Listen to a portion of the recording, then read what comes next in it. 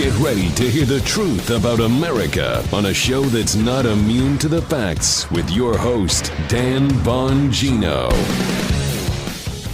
Folks, I've located a semi-fascist. I have a real one. And I have proof. There's a semi-fascist election denier out there. You're going to be stunned when you find out who this is. Big show today. Today's show brought to you by ExpressVPN. Privacy's a right, not a privilege. Get a VPN. Go to expressvpn.com/Bongino today. Welcome to the Dan Bongino Show. Loaded show for you today, including the deep state strikes again, fellas. Yet again, another Washington Post expose. More nuclear secrets. They're everywhere.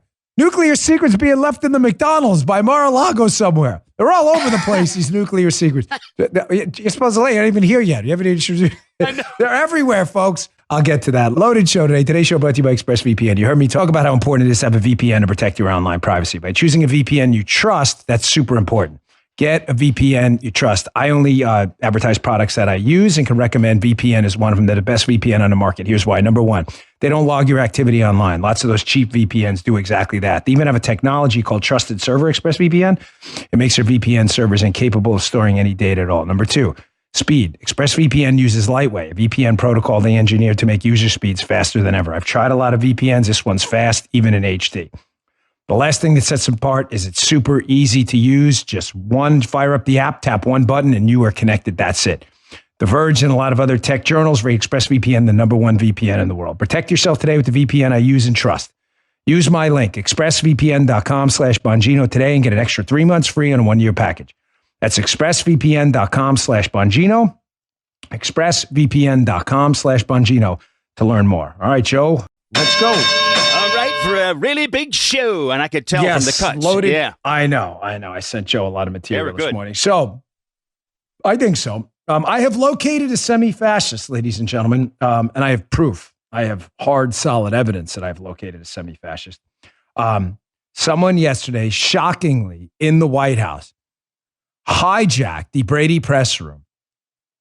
I know. You're like, really? How did I miss this? I don't know. They got up into the Brady press room, took the microphone, and claimed that they had nothing to do with denying elections, even though they did deny elections. Here's what I mean. Here's Karine Jean-Pierre.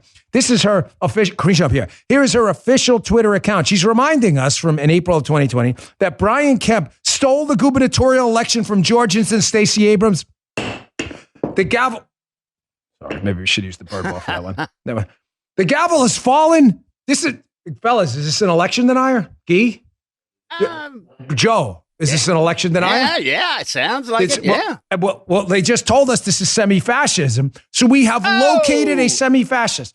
So the microphone gets hijacked in the Brady press room by Karine Jean-Pierre, and she is confronted by the great Peter Doocy about exactly this. You were an election denier. And she goes on to lie about it again and still deny the election, talking about voting rights problems or whatever. Here, check this out. You tweeted in 2016, I knew this Trump was coming. Stole an election. I was waiting, Peter, when you were going to ask me that question. Well, great. Here we go. You tweeted Trump stole an election. You tweeted Brian Kemp stole an election. If denying election results is extreme now, why so let's be really clear. That comparison that you made is just ridiculous. I have been. Well, you're asking me a question. Yes. Let me answer it. And you said it was ridiculous. I was talking specifically at that time of what was happening with voting rights and what was in danger of voting rights. That's what I was speaking to at the time.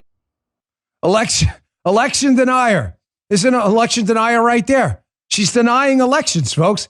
She's denying the result is legitimate from the election. I told you in that tweet, look, she even reminded us in April 2020 that Brian Kemp, governor of Georgia, stole the gubernatorial election. Not just from Stacey Abrams, but from Georgians too. Turn that AC down. A little chilly, like a frosty. She's an election denier. The very definition of a semi-fascist. Now, this clip has been making the rounds, but one of the things that I've been particularly annoyed about is some of the commentators out there, they don't explain why this is ridiculous. Now, this clip's going to make its way around about Karine Jean-Pierre denying the Georgia election to Brian Kemp. But they're not going to explain what really happened. Folks, you need this because you're going to be arguing with your leftist friends who still believe that Brian Kemp isn't the governor of Georgia and didn't win. Here's what really happened in Georgia, because we always back up and bring the proof. This is why Karine Jean-Pierre, by their own definition, is a semi-fascist election denier. She has no evidence whatsoever that Brian Kemp stole the election. One of their allegations was that Georgians, follow me, were purged from the election rolls by this devastating attack on voting rights, this law in Georgia. Well, the Washington Examiner did an interesting piece in 2018 called Phantom Voter Suppression in Georgia. They note that Stacey Abrams claims her opponent suppressed Democratic votes, but there's no evidence for this. They point out a large number of people were removed from the voter rolls, 1.5 million Georgians since 2012. You're a liberal right now. You're like, there it is. There it is. Proof. It is. But their contention that Governor Kemp purged those names as Secretary of State is false. The state had a use it or lose it law passed in 1997. Wait, what is that, Joe? By a Democratic legislature and signed by Democrat Governor Zell Miller. Oh, my gosh. Holy crap. Holy moly. He's stunned. They're like, come and get the nitro pills for Armicos. He's having problems here. Folks, someone dial 911. Joe is not going to make it. So this is a Democrat law, and it basically required a common sense thing that voters who don't vote or respond to requests from local voting offices to update their registration status are deemed inactive. It ensures that people who died, Joe, you think you should vote if you died? Just check it. They do in Baltimore. Probably not. It'd be, in Baltimore, yeah, the zombie vote. You're right, Joe. It's totally Walking Dead style. So it ensures people who died or moved away can no longer vote in state elections and that their identities can't be used for untoward electoral purposes.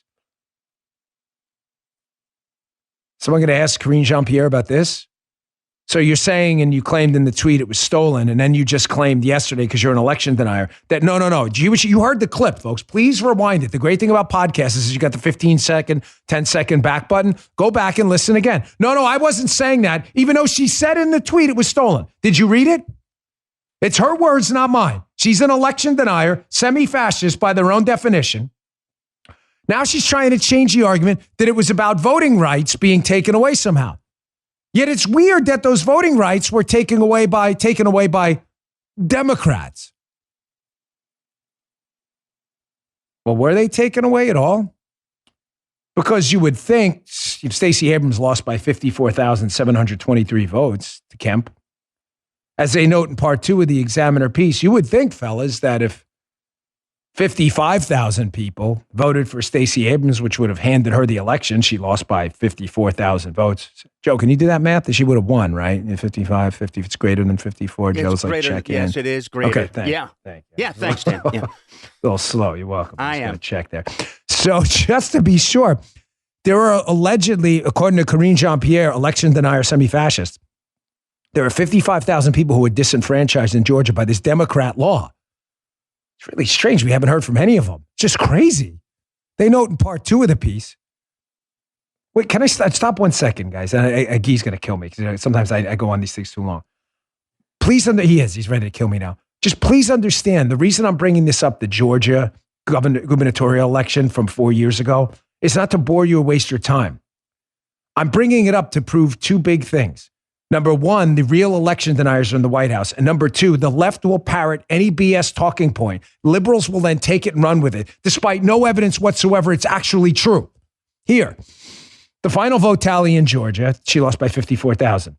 If her implied claim that the GOP stole the election has any truth, there must be thousands of legal voters across Georgia who can show they were denied their right to cast a vote for Stacey Abrams. We await their outcry. I await their outcry too. It's been 4 years. He said it right, Joe. It's been 4 years. We just haven't heard from him. It's just strange. You think, Joe, they'd be really pissed before the next election? There'd be like a union of them. We got screwed. Where are they? Where are they? It's so weird. We haven't seen any of them. So weird.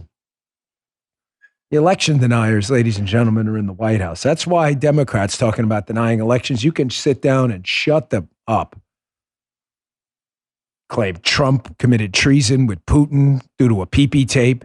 You claim Bush stole the election from Gore despite not a single recount where Gore was ever ahead in Florida. You claim Brian Kemp stole the election enforcing a Democrat law, and you can't point out a single disenfranchised voter? Give me a break. People are pathetic. By the way, more on Karine Jean-Pierre opening up the show. They're starting to dial back. They're starting to feel the heat from their semi-fascist speech, because even some Democrats right now are starting to realize that this is deplorables 2.0. Now, hold on. Time out. T.O., baby. Don't for a second think they're trying to dial back the MAGA or semi-fascist thing because they don't believe it. Does everybody get that? Guy, Joe, is everybody answering? Because I don't want any emails from people. Oh, Dan, they feel bad. But no, they don't feel bad. They don't feel bad. You understand? They believe this 100%. This is time for the Birdwell, okay? Trust me, the Birdwell makes its appearance. They believe it. But Democrats are totalitarians. To become a totalitarian and to get authority, because you're an authoritarian, you have to gain power and votes.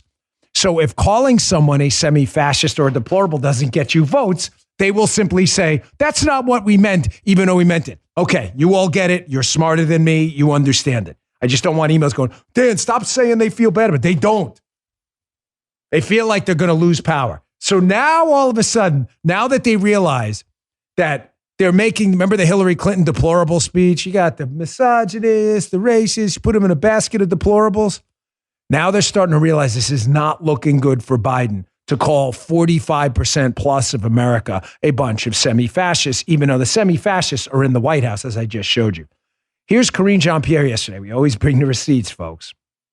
Here's Karine Jean-Pierre yesterday in the White House trying to dial this thing back because now they realize, man, we really screwed up and we could lose votes over this. Check this out. Does the president consider all of those people who support these extreme agendas that he's talking about to be the MAGA Republicans? So has been very clear that he's talking about office holders. He's talking about elected officials who have these MAGA, ultra MAGA Republican agendas. And he's been very clear about that. He has? What? He's been very clear about that? Now, I want to hat tip Byron York. Byron York, the actual reporter for the Washington Examiner, does great work. He went back and looked at the speeches where semi-fascism and MAGA Republicans was implied or directly said. That's not what happened, folks. I'll get to that in a second, but I want to get to this because it's really important. This idea of, you ever listen to Jordan Peterson? I like Jordan Peterson a lot. Yeah, he was a professor, fought the culture wars all around the world. He does viral speeches. He wrote a book, 12 Steps for Life. Paula loves it, thinks it's a really great book. But Jordan Peterson has said often in the culture wars that pay really close attention to this, because when you see it, know we're on a dangerous path to torture, death, and destruction. The main vehicle to exterminate people, to attack them, to imprison them, and take away their civil liberties throughout human history, the main vehicle, not the only one, but the main vehicle has been collective attribution. The idea that because you are X, then that means you are Y. Overly simplistic, correct? No, it's not. You are a Jew, then you are this. You are black, then you are this. Collective attribution. It's not just limited to race or religion. You are an immigrant, therefore you are this. Your individual characteristics mean nothing. That's the idea of collective attribution. Attributing to people features because they belong to a class you've labeled them with. They may not think of themselves that way, you have. That has been used to exterminate people, to enslave people, to imprison people, to torture people, to sterilize people, like's happening with the Uyghurs in China. There is nothing more dangerous. It has a 100% success record of failing and leading to death and destruction every single time. Every time. And yet the Democrats and their media friends are doing it right now. And believe me, they believe it. If you are MAGA, make America great again, which seems pretty benign, then you are a semi-fascist. Now, getting nothing more dangerous This path leads to one place: death and destruction. That is it. They don't care about that, the Biden administration. They believe what they're doing. They just want to use it as a vehicle for power. So Byron New York did a little exhaustive analysis. So is that true what Karine Jean-Pierre just said? She's a liar. We know she's not even good at it. At least Psaki is a good liar. She's a very talented liar, one of the best I've ever seen. Is that true that he was only talking about when he called, semi-fascists and the dangerous MAGA Republicans, that he was talking about people up on the Hill? Byron New York went and looked at it. The Maryland speech he gave where he addressed the semi-fascists, there was no specificity at all. He just addressed semi-fascists, referring to generally Republicans and MAGA Republicans. So that's false. So let's go back to the Philly and Pittsburgh speeches he gave. He referred there to MAGA Republicans, not MAGA Republicans up on the Hill, MAGA Republicans. They say, well, another speech. Well, in the Milwaukee speech, he mentioned at one point MAGA Republicans in Congress and then went on to mention just MAGA Republicans. Collective attribution, folks. Death and destruction will follow every single time. You understand how dangerous this is? You understand how dangerous this is? You understand why, no matter how much I understand how dangerous liberals are, I understand that we have to respect and honor civil liberties and God-given rights for everyone. Because once you start collectively attributing characteristics to people and you don't believe they have God-given rights, then you start to treat them like animals. The record's clear. All right, the deep state strikes again, unsurprisingly. I'll get to that in a second. Let me get to my second sponsor first. The last time we went through a recession, several blue chip stocks tanked. Folks, I protect myself. I protected myself from that problem with Birch Gold, BIRCH. You should do it too. Historically, gold has been your best hedge against inflation, which is rising like a hockey stick as we speak. The savviest Americans diversify their savings and protect them from downturns in the market, from global instability, and from a falling dollar. Do you? Birch Gold Group helps you hold gold and silver in a tax-sheltered retirement account. I bought gold from them twice. Customer service was amazing. In fact, if you have a 401k or IRA that's underperforming, just text Bongino, Bongino, to 989898, and you can convert them into an IRA in precious metals right now. Text Bongino to 989898. Birch Gold will send you a free information kit on diversifying tax into gold, tax-free.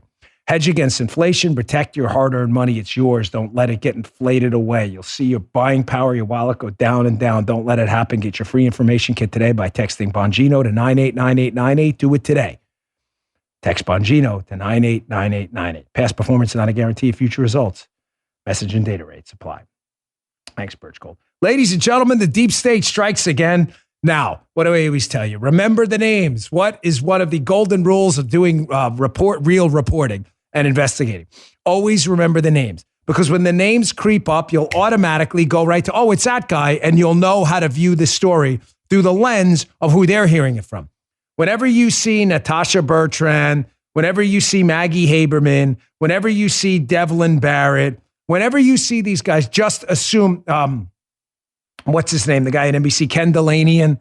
You always have to assume this is a story being told to you by deep state operators looking to hurt Donald Trump. Don't assume it's reported. So, bombshell cracks last night in the Washington Post. The nuclear story's back. Nuclear's back, Joe. As I said, nuclear secrets everywhere.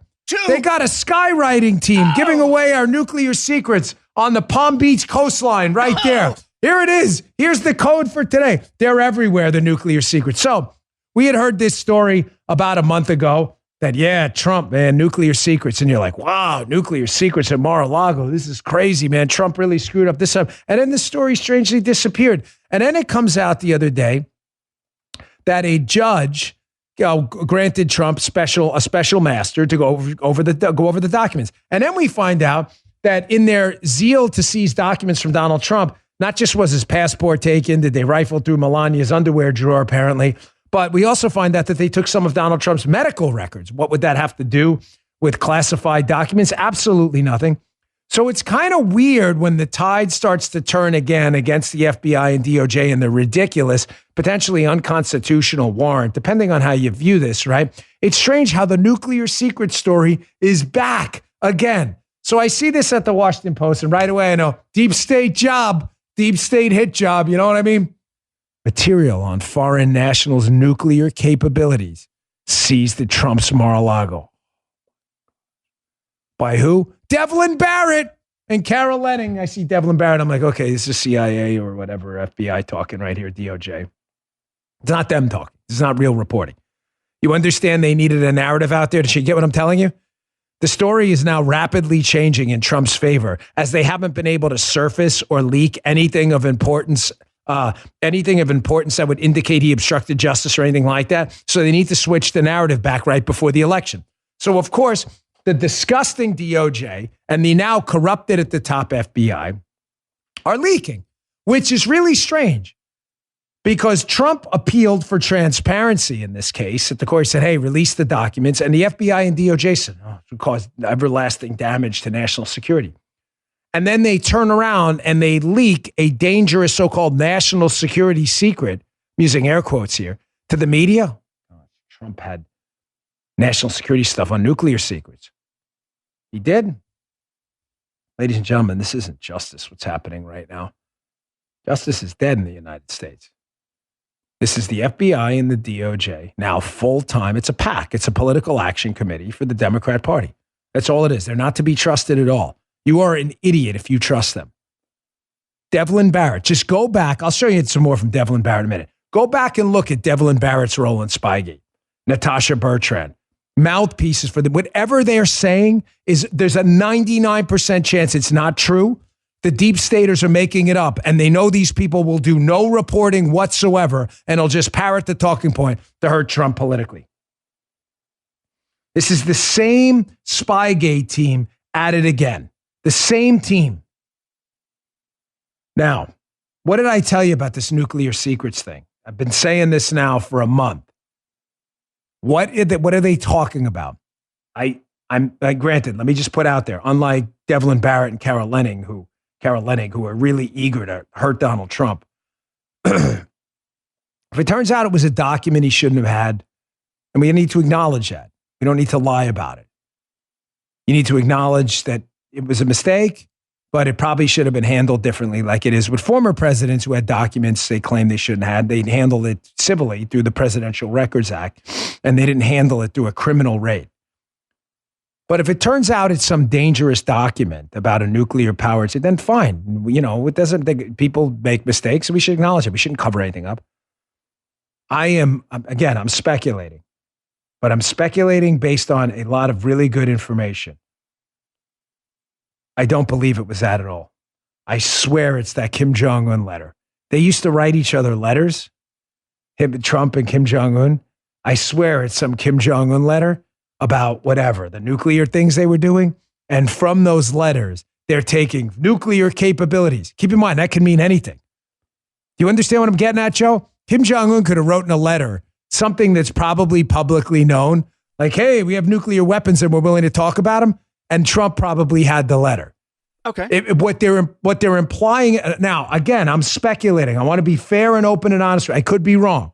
And if it turns out to be something else, it turns out to be something dangerous, and it slipped into Mar-a-Lago, was deliberately taken, fine. People make mistakes all the time. I don't think that's what this is. I am supremely confident that this is one of those Kim Jong-un letters. And that they're making it out like it's the nuclear codes for the United States. Now, I'm going to prove it to you a little bit. Well, not prove it. I shouldn't say that. I'm going to provide evidence. I wouldn't call this a receipt, but I would call it evidence. There's two authors on the byline, Deep Stater Devlin Barrett and Carol Lenning, who she'll write whatever she feels like writing for any reason, as long as she can sell a few Secret Service books. Here's Carol Lenning on, I believe, MSNBC with Alex Wagner. I think she was on. And Lenning is talking about this bombshell story. But I want you to notice how she carefully dances around the topic of the nuclear capabilities thing.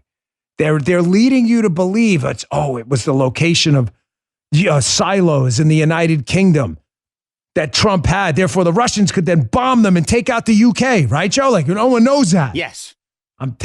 Notice very carefully here how Lenning does this dance around what it really is. This leads me to believe that this is those Kim Jong-un letters, which is nothing like is implied in this headline. Here, check this out. We knew in May, right, that the Department of Justice maybe was looking for this kind of material in their subpoena to the grand jury? And what has happened since?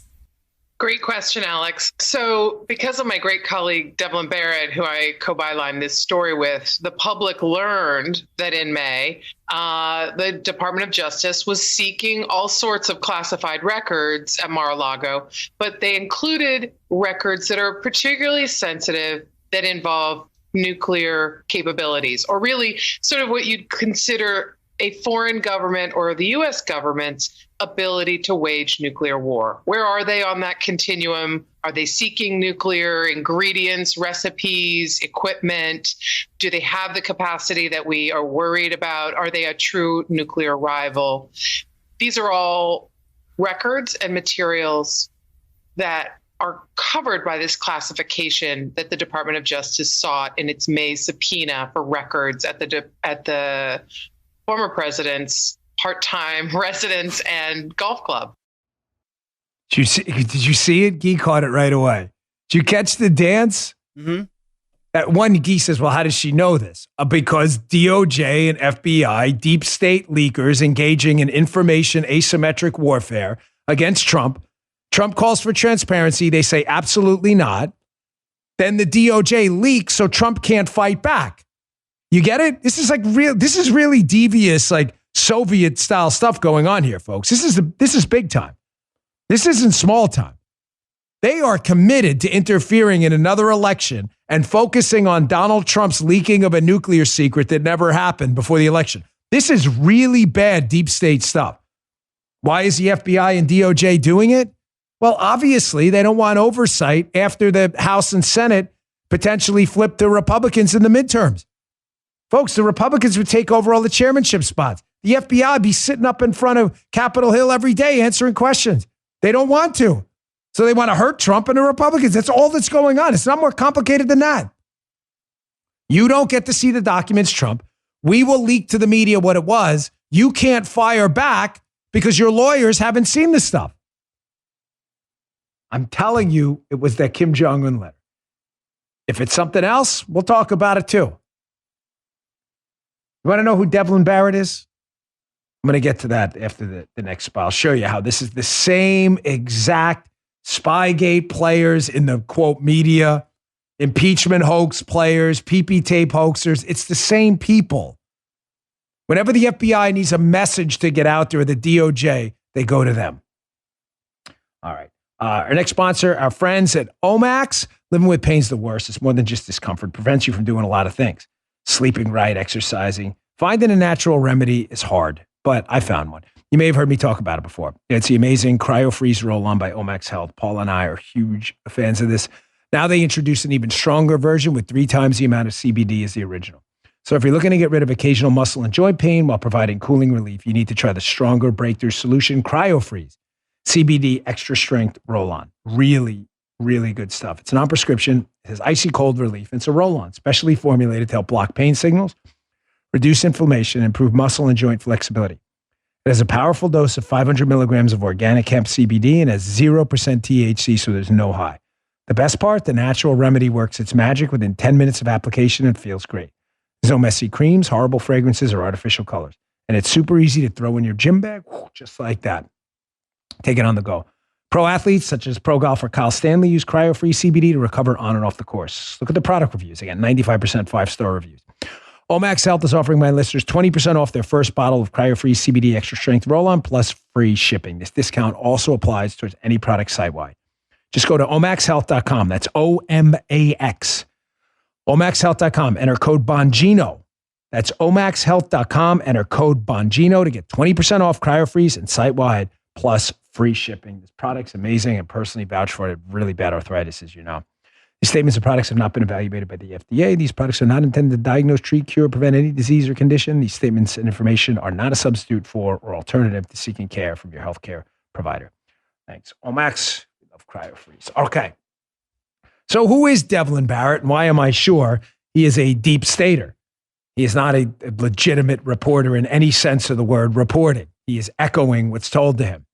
Here's a great story by Molly Hemingway. It's from 2019. What we should expect from the release of the full Mueller report. She wrote this piece in The Federalist before the Mueller report came out. And in there, she talks about, yes, Devlin Barrett. She said it didn't take recent leaks to know this was an obstruction investigation. That news leaked, even though we're always told the special counsel teams never leaks anything. It leaked in June of 2017. 4 friendly reporters at the Washington Post, including Devlin Barrett, Adam Entios, and Ellen Nakashima, received that leak and wrote it up in typical bombshell fashion. They're talking about how President Trump attempted to obstruct justice. Now, what does this tell you? Devlin Barrett, whenever the DOJ and the FBI finds nothing, let me rewind the tape a little bit. When we were police officers in New York City, we used to have this joke, about felonious mopery. Sometimes you were on the street and someone was engaged in disorderly conduct, whatever they're doing. They're screaming and yelling in front of a store. Store owner says, can you please get this guy out of here? Follow me, because this is important. You don't really have anything because they're not trespassing inside the store. So there's a charge in New York City called disorderly conduct. Folks, it's kind of like a blanket charge. So we would say, oh, well, disorderly conduct. Well, the running joke at the end was it was like almost like a phantom charge. It was like, it could be anything, Joe. I mean, what's disorderly conduct? Sometimes Joe, runs a sound bite or a drop. And I'm like, dude, you didn't tell me that was coming. Can I get you over disorderly conduct? I don't know. Maybe an NYPD. So we would joke it was like felonious mopery. It was like a made-up charge. I want you to understand that not in all cases, but obstruction of justice is the federal equivalent of discon when you have nothing else. You get that? Not all the time. Not every single charge. Obstructing justice, if you say you're intimidating a witness and you're roughing them up. But do you understand with Trump, they never had anything? So their goal with Trump from the start, using Devlin Barrett and their mouthpieces, because they never had a collusion charge with Russia. You tracking? Is when we can't find him colluding, we'll investigate him for the collusion that never happened. And if he doesn't give us everything, even though it didn't happen, we'll charge him with obstructing an investigation into a crime that didn't happen. Did you just pick that up? Devlin Barrett describes it right here about the Mueller probe. This is exactly what this Washington Post piece is and who Devlin Barrett, he's the CIA, FBI, deep state, DOJ mouthpiece. They need a narrative out there that even though Trump probably did nothing wrong in this case with these documents, doesn't matter. He obstructed justice. He didn't give it to us right away. So who do they feed it to? Devlin Barrett at the Washington Post, who will never bother to ask a critical question. He's right. Timing's fascinating, isn't it? By the way, one last thing. If they're leaking it to Barrett to imply there's some obstruction of justice, he kept these nuclear documents and we told him not to. I hate to tell you this. I hope I'm wrong, but get ready for a police state style indictment of someone on the Trump team, if not Trump himself. They're not doing any of this by accident. By the way, I found more semi-fascists, folks. Now, what are the things? More? In addition to, can we reach up here? Yes, I found more. So one of the defining characteristics of semi-fascists, in addition to denying elections and stigmatizing their opponents with collective attribution labels, one of the defining characteristics is censorship. You look at every fascist throughout human history who's raped, killed, murdered, tortured, imprisoned. One of the first things they do right away is take control of the press. You're seeing it in Hong Kong right now with the Chinese Communist Party, which is shutting down Apple Media and all that. That's what they do. They go in and shut everyone down. Why? Because fascists don't like criticism. Shocker. So I found semi-fascists all over. I saw an article this morning. So here's another semi-fascist. Again, by their definition, not mine. Their definition of what semi-fascists are. Did you ever see this woman, Taylor Lorenz? I really hate to give this woman any airtime because it's so pathetic.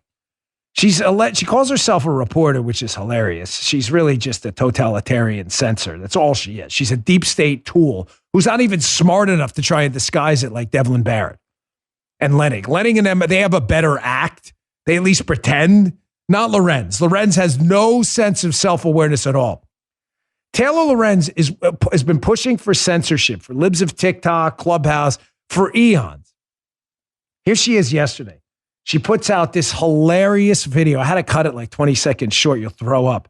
She puts out this hilarious video pretending to be the victim again. This woman is always whining. She pushes to censor conservatives. And then when conservatives fight back, she accuses us of inciting violence. And she's basically the equivalent of Devlin Barrett accusing Trump of obstruction of justice. Fight back, you're obstructing something. You fight back against her, you're definitely inciting violence. Despite the fact, by that definition, she incites violence against libs of TikTok and everyone else. Here she is whining again yesterday. Check this out.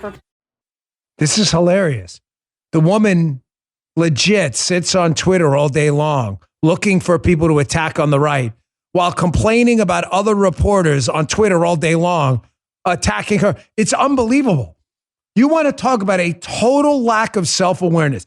I understand there's a Streisand effect with this.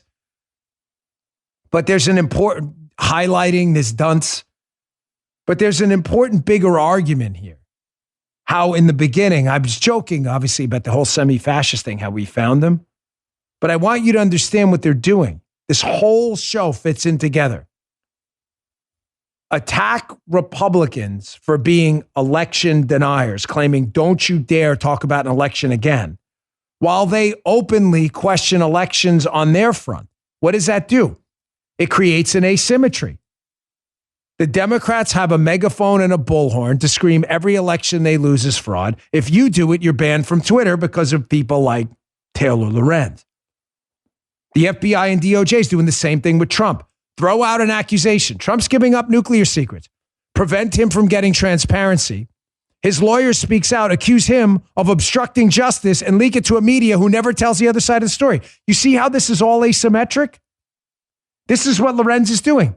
I'll attack you, libs of TikTok and others. You fight back. I'll accuse you of inciting violence, despite you being the one inciting violence.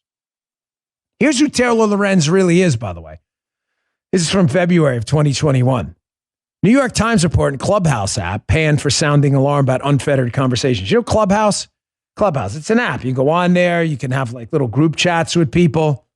A New York Times article co-authored by tech and internet culture reporter, Taylor Lorenz is being mocked for sounding the alarm about a growing social media app and the ability of its users, folks, to have unfettered conversations. Oh my gosh, unfettered conversations. Who's fettering them?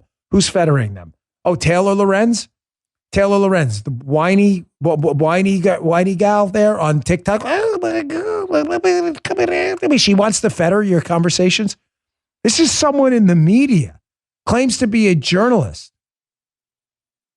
She has constitutional protections literally written in the Constitution, freedom of the press. And what does she use it for? To push for censorship. Is this not like... Tell me again who the semi-fascists are. One more time, please. How do you not see this, by the way, on the left, what's happening? I get it. I understand your argument. I know where you're going with this. Your argument is, oh my gosh, these semi-fascist conservatives are so dangerous. We have to do anything we can to stop them before fascism takes hold here. But if you watch yesterday's show, we're the fascists. We want to give you back more of your money, let your kids choose where they go to school, and shrink government to get it out of your life. How is that fascism? Yet the left wants you censored, wants your money, wants to tell your kids where to go to school, and wants to grow government's footprint in your life. That sounds a lot more fascistic to me. Does it not? That's not even semi-fascistic. I'll show you what I mean in a second, but one more headline about Taylor Lorenz. Taylor Lorenz wrote a hit piece on Libs of TikTok, fueling the rights outrage machine. Rights outrage? This is how stupid this woman is. Libs of TikTok literally takes TikTok videos of liberals, their own videos they put on a social media app, one of the most popular in the world, TikTok, and just puts them on Twitter. Weird how Taylor Lorenz is so embarrassed by liberals talking about liberal stuff and other people seeing what they're saying. So weird, right? Weird. So strange how they're so bothered by you seeing who they really are. They're not manipulated. They're their own videos they put out there, and they're not stolen. That fuels the outrage machine. You see what she's doing? Oh, it's inciting violence. It's inciting violence by putting their videos on Twitter that are out there on TikTok. Their video, how are they not inciting violence and against themselves on TikTok? Oh, she hasn't thought of that because she's not smart enough. That's why she's Taylor Lorenz. That's why this next clip is so important. I'm going to get to in a second. That Sam Harris clip. I know we played it before, but Sam Harris, a very popular liberal commentator, but it describes the asymmetry in motion, how the real party of fascism and authoritarianism is the left. The evidence is everywhere, folks. It's overwhelming. It's not even a question anymore. We defend liberals' rights to speak and freedom of the press. I will defend Taylor Lorenz's right to be an idiot till the day I die, because I believe in God-given rights and freedom of the press. How that's fascistic, I don't know. They don't feel the same way. They want you banned. They want to interfere in elections. I'll show you what I mean in a second. It's important. Let me get to my last spot first. Jen Ucell. Samantha from Arcadia, California, raved about her transformative results. She said, I love Jen Ucell's plant stem cell therapy. Used it all over my face, under my eyes. It cleared up the dry flakiness, even reduced my forehead lines. Someone even asked if I had work done. I said, nope, just Jen Ucell. There's only 1 week left for Jen Ucell's summer blowout. Every most popular package is over 65% off, plus you'll get a complimentary gift set with every subscription order. Say goodbye to fine lines, forehead wrinkles, dark spots, sagging jawlines, and even those annoying bags and puffiness. Gone without risky work getting them. Paul is a big fan, so is her mom. And with its immediate effects, guaranteed results in as little as 12 hours or your money back. Go to jenucell.com/Dan, GENUCEL, jenucell.com/Dan. Order today, get their summer essential dark spot corrector absolutely free. Go to jenucell.com/Dan, jenucell.com/Dan. That's jenucell.com/Dan. Order today. Again, get that summer essential dark spot corrector absolutely free. jenucell.com/Dan. Thanks, Jenucell. Good to have you. So this is why this clip is so important. When you're trying to evaluate who the fascists and totalitarians are, because they're always going to happen. They're always going to happen. Human beings, Lord Acton is right, have always, when they're corrupted by power. You want to look at things like this. Who is supporting freedom of speech? Guys like me. I am literally an investor in Rumble. I said literally 3 times. I'm sorry. I hate that word. Damn it. It's like a verbal tick. But it's true. I am literally an investor in Rumble.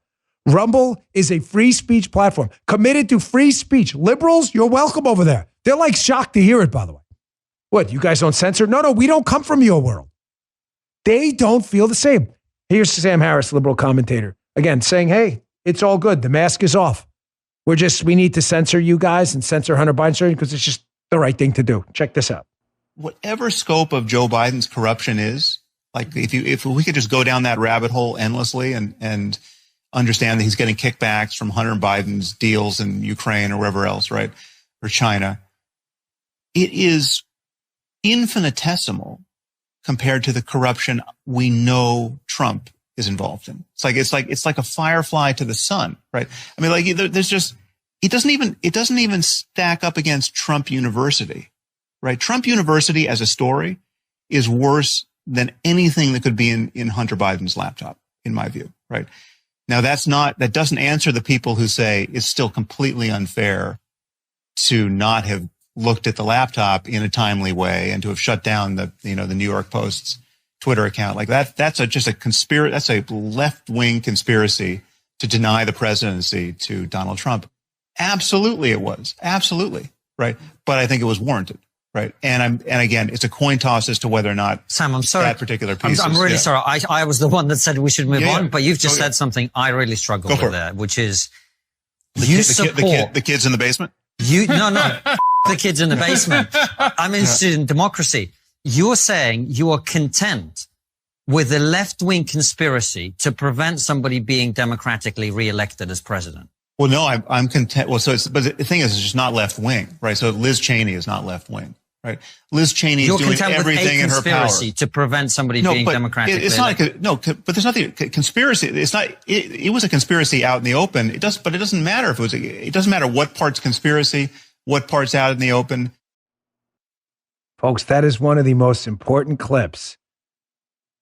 I mean, Guy said it right before we played. This is the entire, that Taylor Lorenz, Sam Harris compilation of videos you just saw in the last 8 minutes or so of the show is everything you need to understand about the left. Devious, moving towards fascism, censorship, collective attribution, demonizing political parties because of their belief in freedom and liberty, talking openly about how censorship and conspiracies to overthrow elections are important just because you don't like your political opponent, whining about it and then claiming you're the victim in a very, very smart but devious but smart strategic move. Write a story about Libs of TikTok or Dan Bongino. When they respond, claim they're inciting violence against you. Devious. You got to give them credit for how disgusting it is.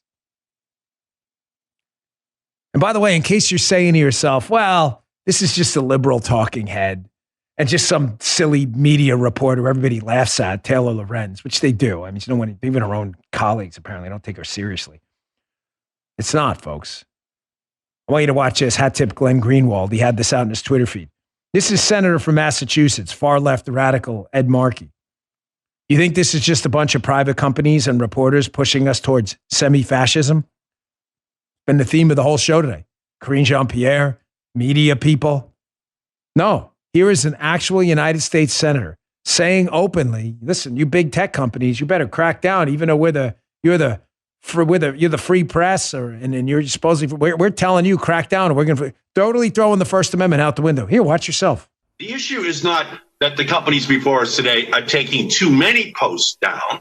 The issue is that they're leaving too many dangerous posts up. I mean, they're just talking about it, right? The mask is off. Sam Harris took the mask off. Devlin Barrett took the mask off. Karine Jean-Pierre took the mask off. The mask is off. Markey takes the mask off. You want to see what semi-fascism looks like by their definition? Just played it for you through, 40-something minutes of the show. All right, let me get to this because it's important. I've been pushing this idea of misfeasance versus malfeasance for a long time because it talks about motive and intent, and those things matter. We do that in the law, right? You hit someone with your car because you're drunk. You made a big mistake and you engaged in criminality, right? But it's not deemed the same level of criminal intent as saying the guy who's alleged to have kidnapped this lady tragically in Memphis and beat her to death and raped her. There are levels. You have homicide, you have manslaughter, and then you have degrees. Even with assaults, you have assault 1, assault 2, assault 3. So in the law, we understand that intent matters. One of the evergreen topics of my show for a long time has been me trying to explain to a lot of folks, and I think it's really getting through because I read your emails and they're fantastic, is that the liberals are not doing this by accident. In other words, it's not misfeasance. It's not, vehicular assault. This is intentional. The left needs a permanent underclass of people dependent on the government. Economic growth is their enemy. Yeah, I need you to get that. They don't want people smart.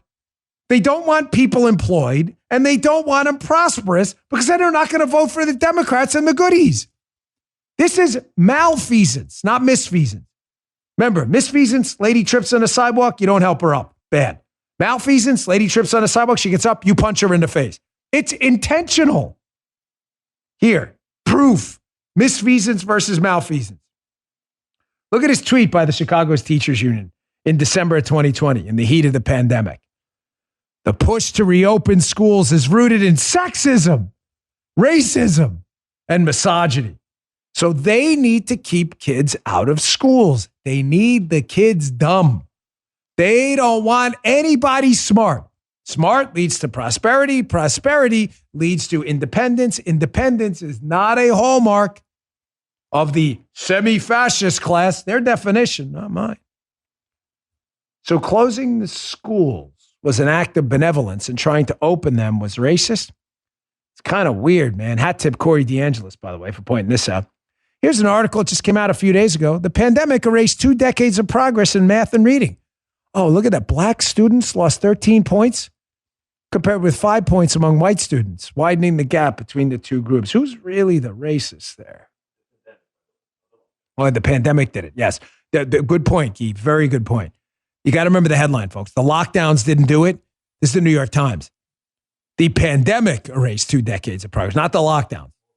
Totally the pandemic. Nothing to do with the lockdowns. The pandemic, the virus got in kids' brains and wiped it all out. But it's weird how the virus did it worse to black students over white students. It's kind of strange how it did that. It's not the lockdown. That happened in liberal cities where there's large minority populations. Nothing to do with it. Don't ask questions.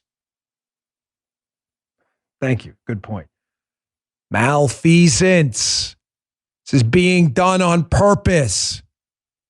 Here, I'm desperate to get these 2 guys on my show, Fox show this weekend. A bunch of attorney generals, Republican attorney generals, just filed a lawsuit. We'll talk about that another time. But this is, again, malfeasance. It's being done on purpose.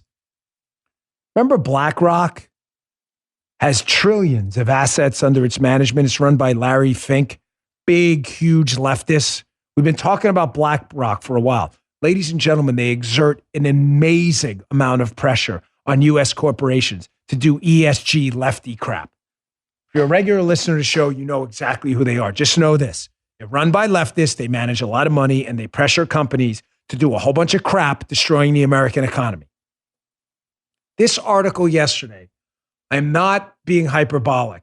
My wife was driving home from an event because I was doing some research for the show. She was kind enough to drive for a surprise party for my friend. I'm reading this article, and I'm floored. My jaw's on the floor. Figuratively. We'll do the reverse of it. About BlackRock. I didn't know this. Get a load of this crap. This is by Jeb Rubenfeld and Bill Barr, who I'm not a huge fan of right now, but the piece is good. ESG can't square with fiduciary duty. So these attorney generals, Landry and Rakita, from Republican states, they noticed that in 2021, BlackRock exercised its proxy voting rights as Exxon's second largest shareholder to lead an activist campaign that forced Exxon to cut oil production. What? It's like me forcing Joe Armacost to do less sound production or Guy to do less video editing. What's the point? Here's the kicker. Get a load of this. You want to get kicked right in the nuts? BlackRock didn't disclose that many of the oil fields dropped by Exxon, they pressured them to do this, by the way, are poised to be acquired by PetroChina. And that BlackRock is one of PetroChina's largest investors? You have got to be... It gets worse. BlackRock, claiming they're all into environment, social governance stuff, said, Exxon, you better get rid of that oil. It's dirty. By the way, sell it to China where we have some investments. How is this not a conflict of interest? They note in the second part, BlackRock has an enormous stake in PetroChina. Oh, they do. Oh, wow. What a coincidence. They report holdings of between 1 trillion? Am I reading that correctly? And 2 trillion shares, representing between 5 and 10% ownership of PetroChina from 2018 to 2022. If Landry's allegations against BlackRock are correct, BlackRock's ESG-based promotion of oil production cutbacks at Exxon may have been a staggering conflict of interest.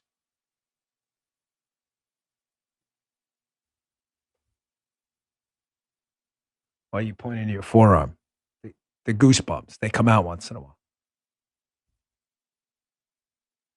Does that explain this, by the way? A little video of Larry Fink, the CEO of BlackRock. Hey, Exxon, you dirty. You better sell that oil. Yeah, we need oil. You better sell it. By the way, China. It'd be really nice if you bought that stuff. Oh, we've got an interest in that company. We're trillions of shares. Man, what a deal. Here's Larry Fink running BlackRock in a media appearance he did a while ago, talking about how much he loves, China and the totalitarian model. Makes perfect sense. Malfeasance.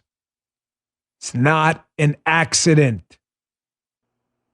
Markets don't like uncertainty. Markets like actually totalitarian governments where you have a understanding of what's out there. And obviously the whole dimension is changing now with, as you said, a democratization of countries. And democracies are very messy, as we know in the United States.